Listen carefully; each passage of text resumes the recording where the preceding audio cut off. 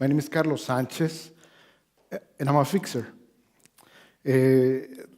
Allow me, please, to take you through my journey. I was born in Mexico City, and as you might know, I'm the oldest of three siblings and the only male.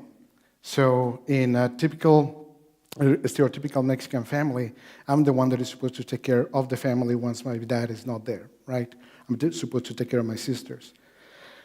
So I grew up watching my dad being a fixer. He's an electrical engineer. And while he would not actually tell me how to fix things, just watching him would allow me to see how to do things, right?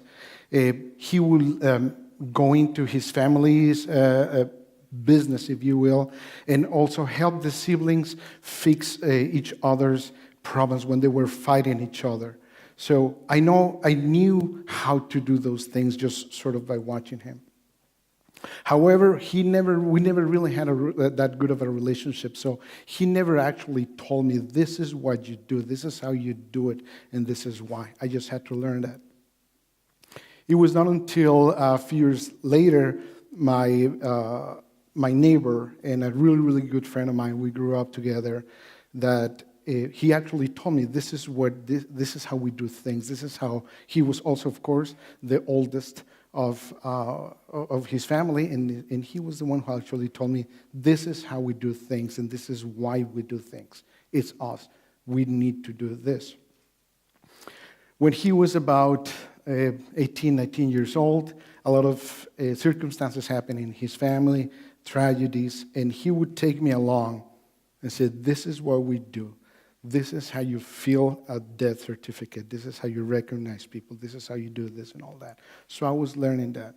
Not knowing that when he was about 33 years old, he died outside of Mexico City, and because some other circumstances, nobody in his family could recognize the body, so it was me who went there.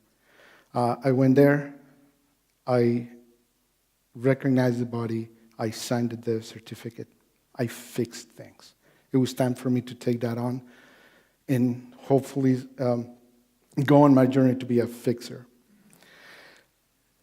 Fast forward several years, of course, and now for my dad and I have still a strange relationship. And I felt like after the death of my really, really good friend, I needed to fix myself. I went abroad. Several years later, I came back to Mexico. That's where I met my wife, and then came to the United States. And I was on my journey to fix myself. When I came here, I had half of my college degree done. Soon I realized that if I wanted to do something in this country, I had to have my education. Perfect. I'm a fixer. Let's fix that. The second thing I learned was that there was a need in the community. There were many Latinos out there, but there was a need in the community for Latino leaders. Perfect. Let's do that. So I tried to combine my need to fix things with my need to fix myself and go through that journey of education, right? To fix myself so in order that I can fix others. I've been here for close to 20 years now, and in a way, I'm a big thing. I'm a big deal. I was fortunate to have my college degree, but throughout those years, I was able to earn some social capital so I could dispense that in others. It was never about me, right? I knew that I had to do something because of others, because there was a need that needed to be fixed, of course. So I'm talking to somebody, and they said, we need this leadership program. So a few folks and I developed this leadership program for Latinos. Perfect, let's fix something.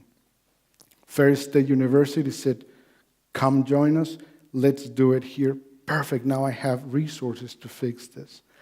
So it's been a journey of about 6 years now that I've been trying to fix people, and it is fantastic. You see, it is really great when someone comes to me and says, I really struggle in developing a network, and then I help him with my the social capital that I've earned and helped, and some have gone to get better jobs, better paying jobs. Some even have run for office. It feels just fantastic. I'm helping people. I'm fixing things, right? But when it comes to helping those that I care the most, I feel useless. Two instances. My sister, one of my sisters, she still lives in Mexico City. Her husband passed away of MS when the kids were young, and she struggled ever since to get back on her feet. So while I was learning all these methods and techniques to empower people, to help them develop their innate abilities and get all of their abilities, I was working with her, right?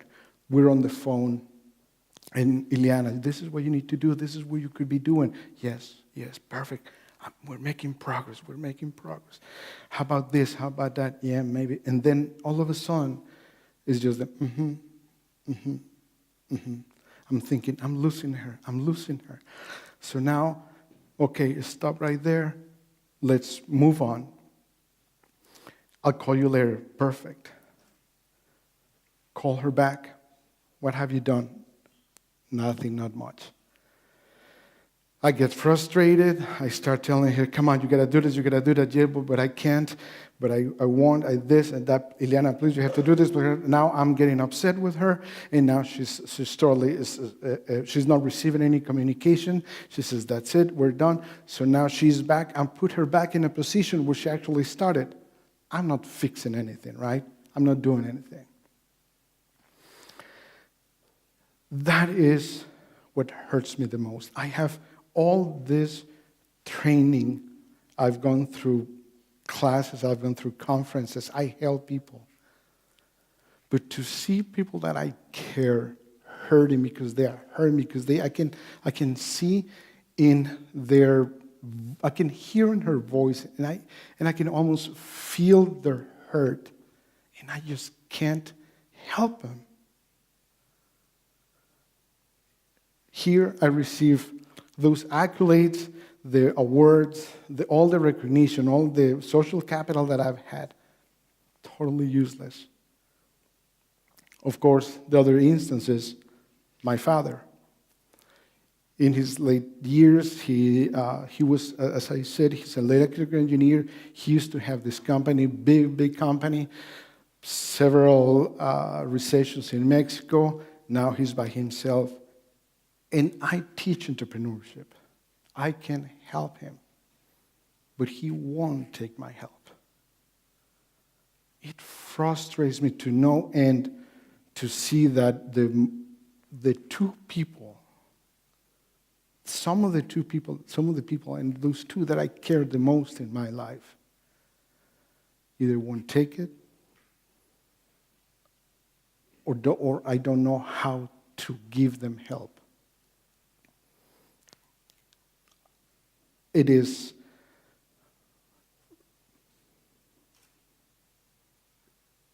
my personal failure story.